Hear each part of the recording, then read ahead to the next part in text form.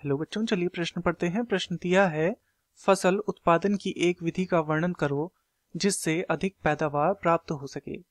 तो इस प्रश्न में हमसे फसल उत्पादन की एक विधि के विषय में पूछा गया है जिससे पैदावार अधिक हो सके। अर्थात इस प्रश्न की जो मुख्य अवधारणा है वह हमें फसल उत्पादन की विधि बताने के विषय में है।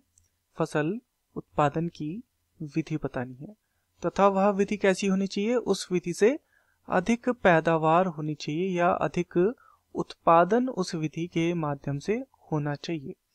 तो फसल उत्पादन की या फसल की पैदावार को बढ़ाने की एक ऐसी विधि का नाम है जिससे फसल उत्पादन अधिक होता है, उसका नाम है अंतरा फसलीकरण। अंतरा फसलीकरण, अंतरा फसलीकरण। तो चलिए देखते हैं अंतरा फसलीकरण क्या होता है। अंतरा फसलीकरण एक ऐसी विधि है जिसमें एक ही खेत में एक ही समय पर भिन्न भिन्न फसलें उगाई जाती हैं। भिन्न फसलें उगाई जाती हैं तो इसे कहा जाता है अंतरा फसलीकरण। इसे समझने का प्रयास करते हैं। जैसे कि एक मान लीजिए ये खेत है, तो इस खेत में जैसे कि एक ये फसल है,